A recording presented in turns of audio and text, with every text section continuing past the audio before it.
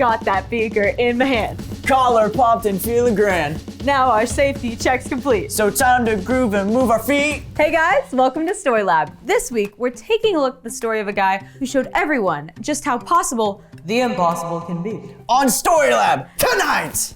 Technically, still daytime. It's for the clip. The clip, the bit, the what? Clip.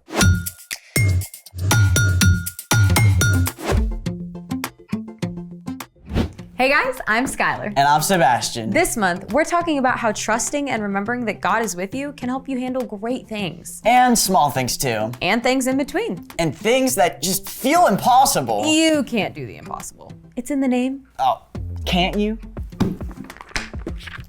Right, that's that. Impossible, not able to occur, exist, or be done. Straight from the dictionary, you can't do the impossible.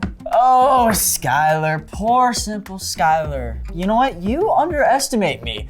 I'm about to show you something that'll blow your mind. Let's make it! Welcome, dear friends. Today I shall perform for you a trick that defies imagination. Invisible fire. Invisible what? How could fire be invisible? Fire is red or orange or blue in some cases. Not today. This little trick creates something unseen and dangerous, which is why you should only do this with adult supervision. Now, for my impossible trick. You'll need 1 bottle of hand sanitizer, 1 bowl, 1 cup of water, and 1 lighter. That's it? Step 1, fill the bowl mostly full of water like this. Step 2, carefully and gently put a few drops of hand sanitizer on top of the water. Get close so the sanitizer will sit on the water instead of mixing into it. Step 3, fire! With proper adult supervision and protective gear. Ready? Ready.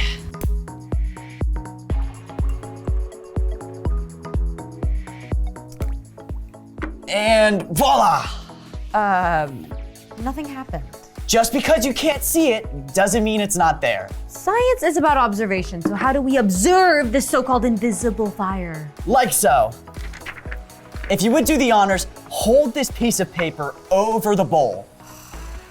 Fine. Oh! What? It's real? Sebastian. See, hand sanitizer contains ethanol, which burns invisible under normal lighting. Because the sanitizer was on the water, there was nothing else to burn and make the flame visible until we placed the paper on the bowl. That is crazy. Okay, it's smoking a little bit in here. And that is why you should always have an adult when you are dealing with fire. Still, that invisible fire was amazing. I thought it was impossible, but you proved me wrong.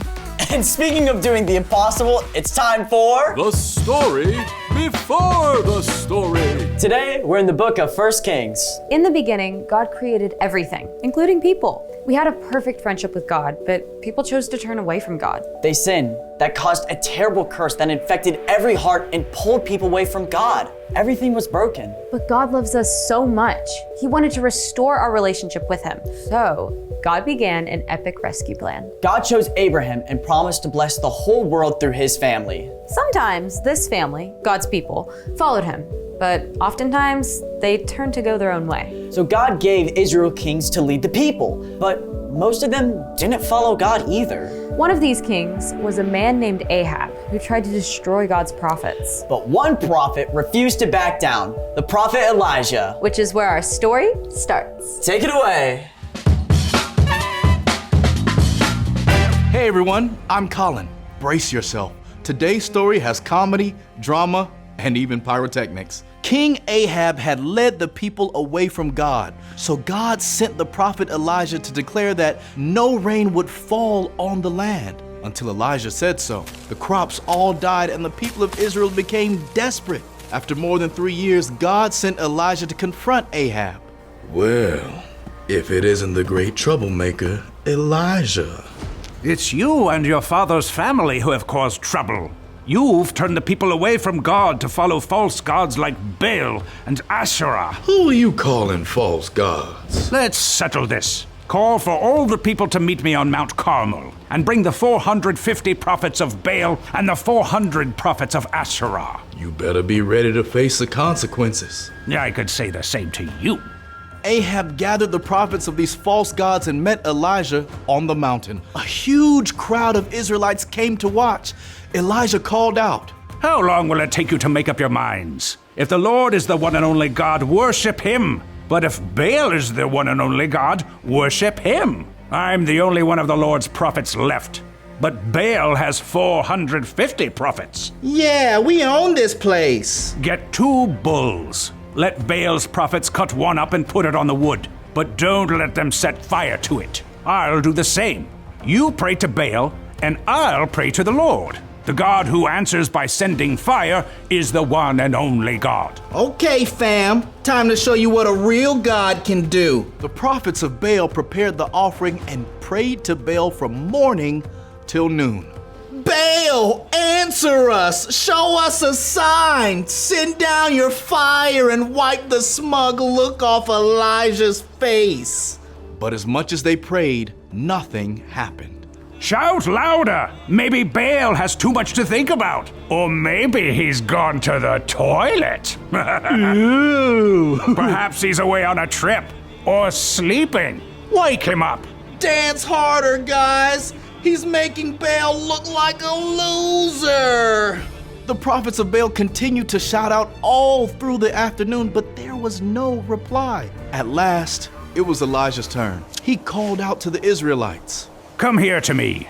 First, Elijah used 12 large stones to rebuild an altar to the Lord. Then he dug a huge ditch around it and placed firewood on top, along with the bull as an offering. You there, fill 4 large jars with water. Pour it over the altar. Now keep in mind, there had been no rain for 3 years, so water was extremely precious. Not to mention that wet wood does not burn. Do it again. Do it a 3rd time.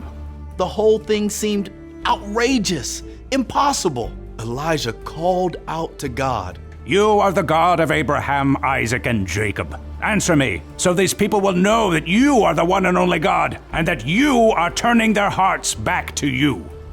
The fire of the Lord came down. It burned up the sacrifice and the wood, and even the stones.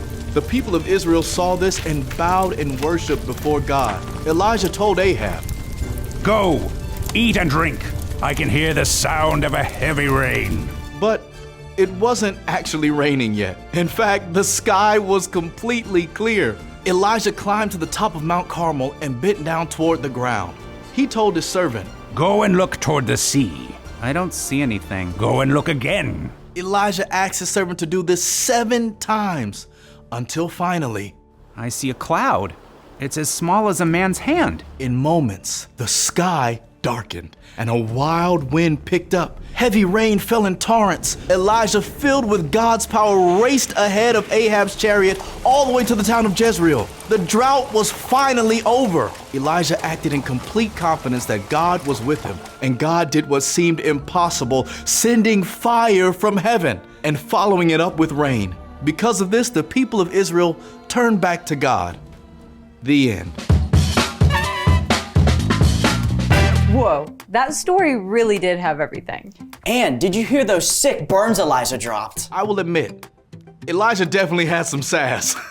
So, What's our part in this story? God is big, way bigger than we can even imagine.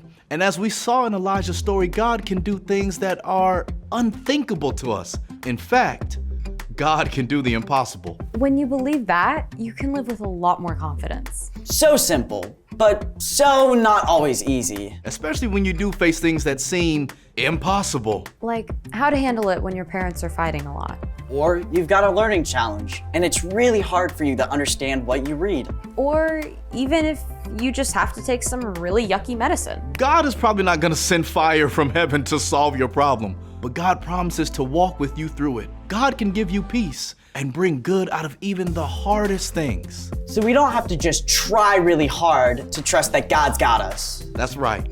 When you choose to follow Jesus, God sends the Holy Spirit to live inside you. The Holy Spirit enables us to begin living like Jesus. So we can ask God to give us confidence through the Holy Spirit.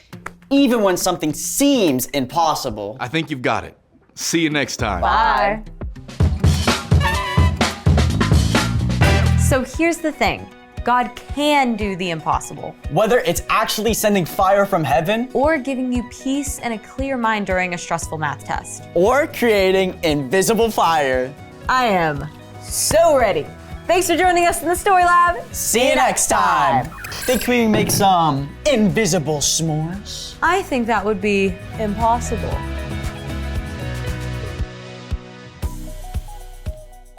Whoa. Whoa, okay, cheers. Okay. Oh. Now we just need graham crackers.